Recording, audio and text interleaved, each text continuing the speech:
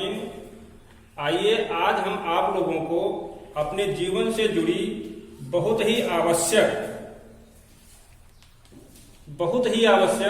पहलू के बारे में चर्चा करेंगे, जिसको हम लोग बोलचाल की भाषा में लेन देन, गुणा, भाग, जोड़ना, घटाना, ये सब आदि क्रियाकलापें करते हैं।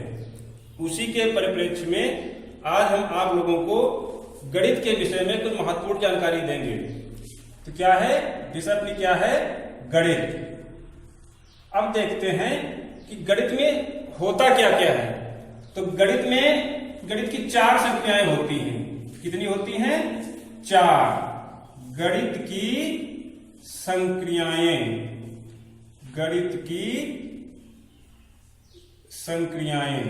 कितनी होती हैं? 4। कितनी होती हैं? 4 संक्रियाएं। कौन कौन सी होती हैं? पहली होती है नंबर 1 पे कर लो, जोड़। क्या होता है? जोड़। इसको हम इस प्रकार से प्रदर्शित करते हैं, इस चिन्ह से प्रदर्शित किया जाता है। 2 पे कर लो, घटाना।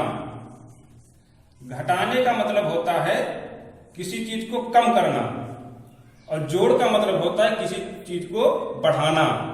तो ये हो गया तुम्हारा घटाने का सिंबल। 3 नंबर पे कर लो, गुणा। गुणा का मतलब होता है गुना। कोई चीज हो उसको कितना गुना करना है, इसको हम इस प्रकार इस चिन्ह से निर्धारित करते हैं। 4 नंबर पे आपका हो गया भाग। भाग का मतलब होता है कि किसी संख्या को या किसी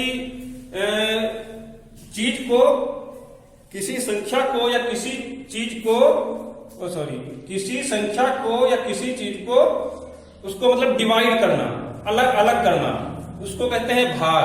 तो इन चीज संक्रियाओं में इन 4 संक्रियाओं में आज को हम आप गुणा की संक्रिया को प्रदर्शित करते हैं। इसको समझते हैं कि कैसे करना है। तो गुणा में क्या होता है? गुणा का अर्थ पहले हम समझते हैं, गुणा होता क्या है।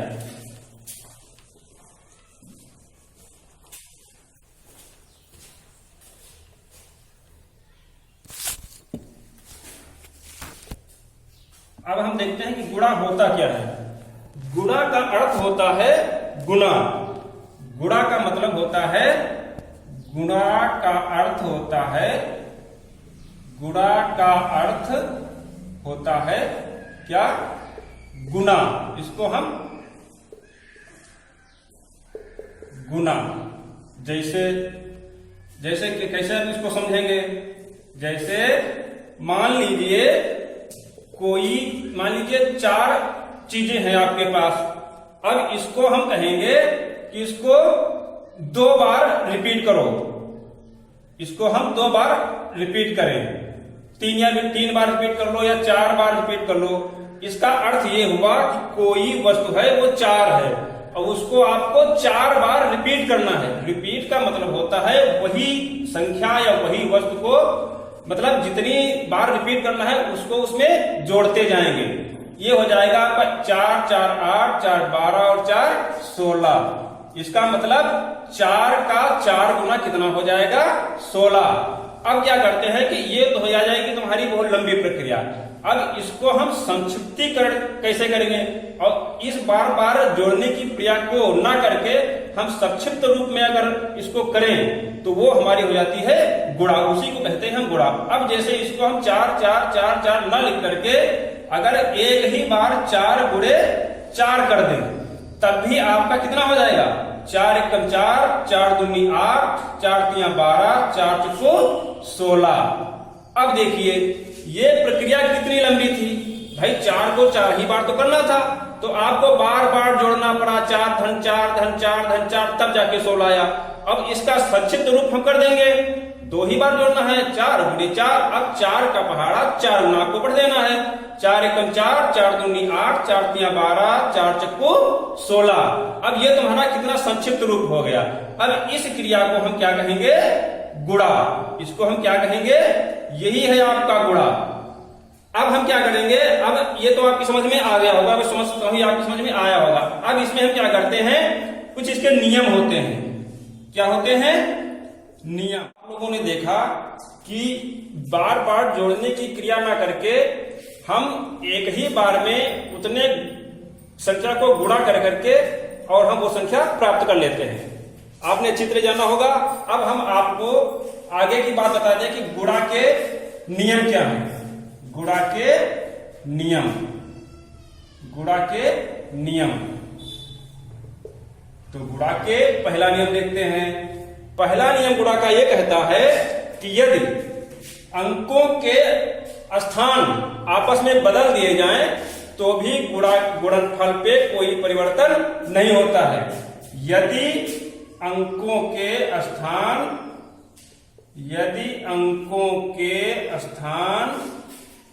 आपस में बदल दिए जाएं तो भी गुणनफल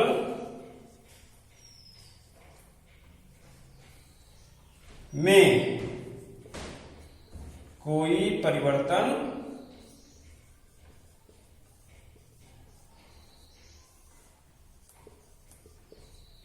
नहीं होता है।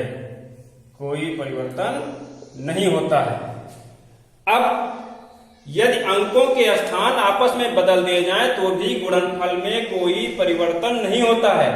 अब इसको हम उदाहरण के माध्यम से समझते हैं कैसे होता है।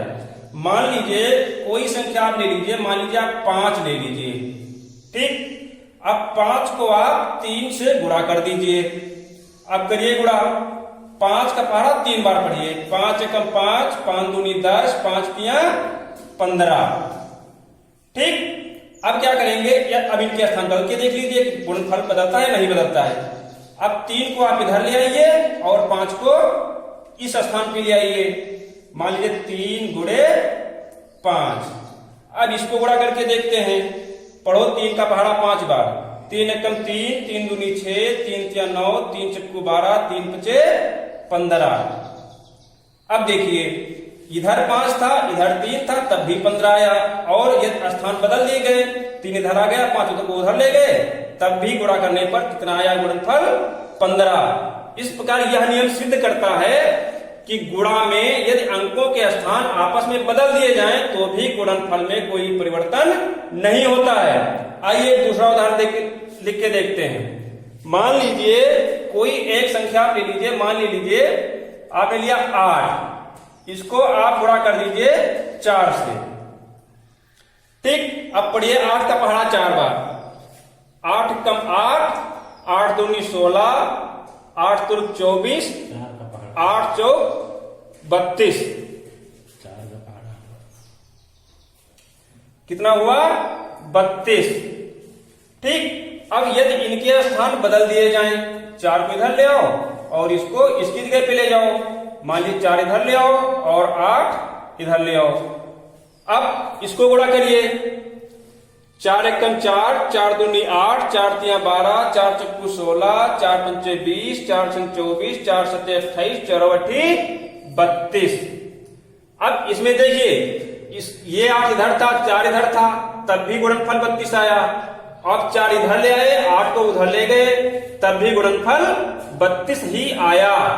इस प्रकार यह नियम सिद्ध करता है कि गुणनफल में अंकों के स्थान बदलने पर गुणनफल में कोई परिवर्तन नहीं होता है।